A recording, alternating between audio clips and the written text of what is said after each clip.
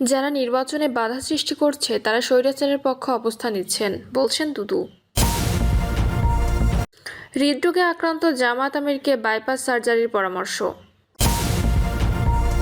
BNP কার্যালয়ের ভাড়া চাওয়ায় পিটিয়ে হত্যা, বিএনপির 5 জনকে বহিষ্কার।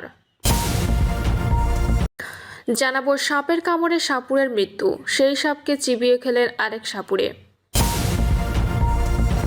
হৃদরোগে আক্রান্ত জামায়াতের আমিরকে বাইপাস সার্জারির পরামর্শ।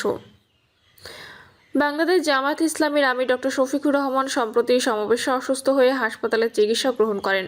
পরে তার ফলো-আপ চিকিৎসার অংশ হিসেবে গতকাল রাজধানীর একটি বেসরকারি হাসপাতালে এনজিওগ্রাম করা হয়। চিকিৎসকরা তার হার্টে 3টি প্রধান রক্তনালীতে ব্লক ধরা পড়ার কথা জানিয়েছে।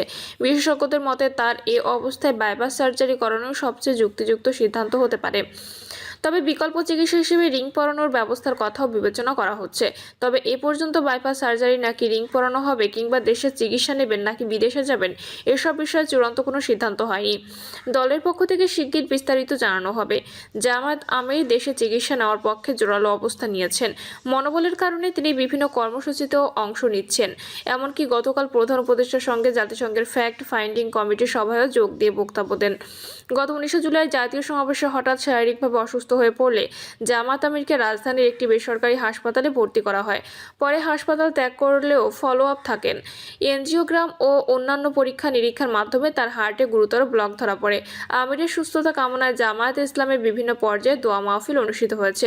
চিকিৎসকদের পর্যবেক্ষণে তিনি বর্তমানে স্থিতিশীল, রীতিমতো বিভিন্ন অনুষ্ঠানেও অংশ নিচ্ছেন। এ বিষয়ে ইবনে সিনা ট্রাস্টের deputy general manager Zahidur Rahman বলেন, বাইপাস সার্জারি পরামর্শ দিয়েছেন এমনটা জানা নেই। গতকালও তো তিনি একটি সভায় যোগ দিয়ে বক্তব্য দিয়েছেন। বিএনপি কার্যালয়ের ভাড়া চাওয়ায় পিটিয়ে হত্যা, বিএনপির 5 জনকে বহিষ্কার। নারায়ণগঞ্জের 2500-এ বিএনপি কার্যালয়ের ভাড়া চাওয়ায় জাহাঙ্গীর ভূঁইয়া নামের একজন দোকান মালিককে পিটিয়ে হত্যার অভিযোগে বিএনপির 5 জনকে বহিষ্কার করা হয়েছে। রাতে নারায়ণগঞ্জ জেলা বিএনপির আহ্বায়ক অধ্যাপক মামুন মাহমুদ সই করা এক বিজ্ঞপ্তিতে তাদের বহিষ্কারের বিষয়টি জানানো হয়। বহিষ্কৃতরা হলেন মাহমুদপুর ইউনিয়ন বিএনপির সাবেক সাধারণ সম্পাদক তোতা প্রধান, জেলা ছাত্রদলের সাবেক সহ সাধারণ সম্পাদক খোকন প্রধান, বিএনপির সদস্য রাসেল প্রধান, আলম মিয়া ও সাদ্দাম হোসেন। বিজ্ঞপ্তিতে বলা হয়, নারায়ণগঞ্জের 2500 মাহমুদপুর ইউনিয়নের সালামদি বাজারের ব্যবসায়ী জাহাঙ্গীর হোসেন হত্যাকাণ্ডে নির্মম ঘটনা ঘটেছে। এই ঘটনার পরিপ্রেক্ষিতে নির্দেশিত হয়ে আপনাদের দলের প্রাথমিক সদস্য পদসহ সব পদ থেকে বহিষ্কার করা হয়েছে। এ বিষয়ে জেলা বিএনপির আহ্বায়ক অধ্যাপক মামুন মাহমুদ বলেন, তাদের বিএনপির প্রাথমিক সদস্য পদসহ সব পদ থেকে বহিষ্কার করা হয়েছে। সেই সঙ্গে তাদেরকে আইনের আওতায় আনতে পুলিশ প্রশাসনের প্রতি আহ্বান করা হয়েছে। এর আগে সকালে দলীয় কার্যালয়ের ভাড়া চাওয়াকে কেন্দ্র করে 2500 উপজেলার মাহমুদপুর ইউনিয়ন এলাকায় জাহাঙ্গীর ভূঁইয়া নামের একজন দোকান মালিককে পিটিয়ে হত্যা করা হয়।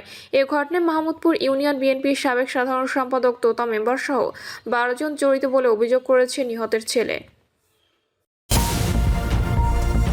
সাপের কামড়ে সাপুড়ের মৃত্যু, সেই সাপকে চিবিয়ে খেলেন আরেক সাপুড়ে। সাপ ধরতে গিয়ে সাপের ছোবলে প্রাণ যায় এক সাপুড়ের। সাপুড়ের প্রাণনাশী সেই সাপ চিবিয়ে খেয়ে ফেলেন আরেক সাপুড়ে। এমনই চাঞ্চল্যকর ঘটনাটি ঘটেছে কুড়িগ্রামের নাগেশ্বরী উপজেলার বল্লভের খাস ইউনিয়নে। সকালে কালীগঞ্জ ইউনিয়নের কাপালিপাড়ার ইমরান আলীর বাড়িতে ঘটনা ঘটে। স্থানীয়রা জানান, বল্লভের খাস ইউনিয়নের ডাক্তারপাড়ার সাপুড়ে বয়েজউদ্দিন পাশের ইউনিয়ন কালীগঞ্জের কাপালিপাড়ার ইমরান আলীর বাড়িতে সাপ ধরতে যান। ইমরান আলীর বাড়ির রান্নাঘরে একটি ইঁদুরের গর্তে বাসা বাঁধে একটি কিং কোবরা সাপ। সঙ্গে ছিল 15 থেকে 16টি বাচ্চা। গর্ত করে সাপের বাচ্চাগুলো ধরার পর বড় সাপটি ধরে ফেলেন সাপুড়ে বয়েজউদ্দিন। সাপটি বস্তায় ঢোকানোর আগে হাতে ছোবল দেয় সেটি। প্রথম দিকে সাপের বিষে কিছু না হলেও বাড়িতে এসে বিষক্রিয়ায় নিস্তেজ হয়ে যেতে থাকেন বয়েজউদ্দিন। দ্রুত ভুরুঙ্গামারী স্বাস্থ্য কমপ্লেক্সে নেওয়া হলে তাকে মৃত ঘোষণা করেন চিকিৎসক। মরদেহ বাড়িতে আনার পর একে একে আসতে থাকেন কয়েকজন ওঝা ও সাপুড়ে। তারাও এসে বলেন রোগী মারা গেছে। মোজাহার নামের একজন ওঝা বড় সাপ সহ বাচ্চাগুলো নিয়ে নেন। পরে বিকেলে স্থানীয় গাবতলা বাজারে এসে বড় সাপটি চিবিয়ে খান তিনি। এ সময় গাবতলা বাজারে তার সাপ খাওয়ার দৃশ্য দেখতে লোকজন ভিড় করেন। মোজাহারের বাড়ি ভুরুঙ্গামারী উপজেলার বলদিয়া ইউনিয়নের বলদিয়া বাজার এলাকায়। স্থানীয়ভাবে মোজাহার সাপ খাওয়া হিসেবে পরিচিত। তিনি সাপ ধরেন ও সাপে কাটা রোগীর চিকিৎসা দেন। মোজাহার জানান, বড় সাপটি মেরে রক্ত মাংস খেয়ে ফেলেছেন। সাপ খাওয়া তার পুরনো অভ্যাস, তবে সাপের বাচ্চাগুলো তিনি রেখে দেবেন বলে জানান। ভুরুঙ্গামারী উপজেলা স্বাস্থ্য কমপ্লেক্সের পরিবার পরিকল্পনা কর্মকর্তা এস.এম. আবু সায়েম বলেন, সাপে কাটলে ঝাড়ফুঁকে কোনো কাজ হওয়ার কথা নয়। সাপে কাটার সঙ্গে সঙ্গে হাসপাতালে আনতে হবে। আমাদের কাছে অ্যান্টিভেনাম মজুদ আছে। লোকজনকে আরও সচেতন হওয়ার আহ্বান জানান তিনি। গাজীপুরে 9 অবৈধ কারখানায় বিদ্যুৎ গ্যাস সংযোগ বিচ্ছিন্ন। পরিবেশ, বন ও জলবায়ু পরিবর্তন মন্ত্রণালয়ের নির্দেশে গাজীপুরে অভিযান পরিচালিত হয়। পরিবেশ অধিদপ্তর এ অভিযান পরিচালনা করে। অভিযানে 9টি অবৈধ কারখানায় বিদ্যুৎ ও গ্যাস সংযোগ বিচ্ছিন্ন করা হয়েছে। এসব কারখানায় ইটিপি ছাড়াই চলছিল। কেউ কেউ ইটিপি থাকলেও তা চালু রাখেনি, ফলে তারা নদী ও খাল দূষণ করছিল। অভিযান পরিচালনা করেন পরিবেশ অধিদপ্তরের নির্বাহী ম্যাজিস্ট্রেট আব্দুল্লাহ আল মামুন। এ সময় অভিযানে সহায়তা দিতে উপস্থিত ছিলেন পরিবেশ অধিদপ্তরের সহকারী পরিচালক মিজানুর রহমান, রিসার্চ অফিসার মকবুল হোসেন এবং পরিদর্শক সঞ্জিত বিশ্বাস। এছাড়াও ডেস্কো পূর্ব বিদ্যুৎ বিভাগ, গাজীপুর পল্লী বিদ্যুৎ বিভাগ, তিতাস গ্যাস কোম্পানি অভিযানে সার্বিক সহযোগিতা করেন। পরিবেশ অধিদপ্তর জানিয়েছে, পরিবেশ রক্ষায় সরকার জিরো টলারেন্স নীতি গ্রহণ করেছে। এ ধরনের অবৈধ কারখানার বিরুদ্ধে নিয়মিত অভিযান চলবে। প্রিয় দর্শক, এই ছিল এখনকার সর্বশেষ সংবাদ। আপডেট সব সংবাদ পেতে চ্যানেলটি সাবস্ক্রাইব করে বেল আইকনটি ক্লিক করে রাখুন।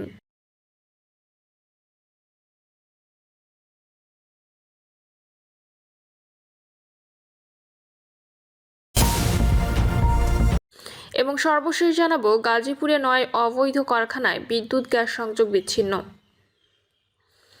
শুনছিলেন সংবাদ শিরোনাম, এবারে বিস্তারিত। যারা নির্বাচনে বাধা সৃষ্টি করছে তারা স্বৈরাচারের পক্ষে অবস্থান নিচ্ছেন, বলছেন দুদু। যারা নির্বাচনে বাধা সৃষ্টি করছেন তারা পক্ষান্তরে স্বৈরাচারের পক্ষে অবস্থান নিচ্ছেন বলে মন্তব্য করেছেন বিএনপির ভাইস চেয়ারম্যান শামসুজ্জামান দুদু।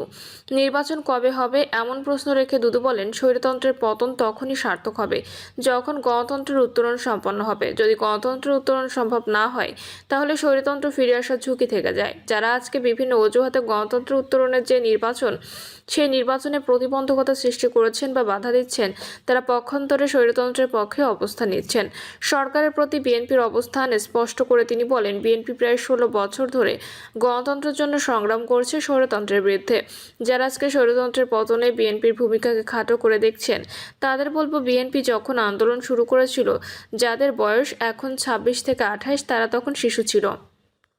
হিসাব করলে দেখা যাবে তাদের ভাত মা খাইয়ে দিতেন। কিন্তু তারা যখন ইতিহাসে গুরুত্বপূর্ণ অধ্যায়কে অস্বীকার করছে, তখন বোঝা যায় তারা অহংকারে ভুগছে।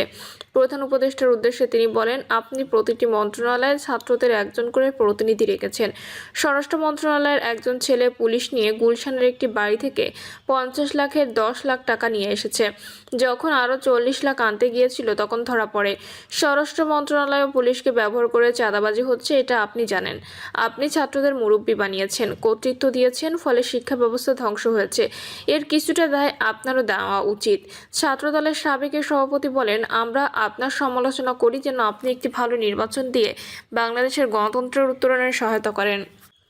না হলে অনেক জটিলতা তৈরি হতে পারে। তাই যে কোনোভাবে যে কোনো উপায়ে ডিসেম্বর থেকে ফেব্রুয়ারির মধ্যে নির্বাচন সম্পন্ন করতে হবে।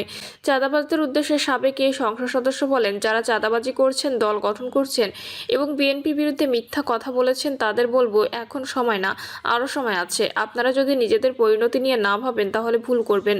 এখন যারা আপনাদের ব্যবহার করছেন, উপদেষ্টা মণ্ডলের সদস্য ও ক্ষমতাবানরা, তারা সেই সময় আপনাদের পাশে থাকবে না, এটাই বাস্তবতা।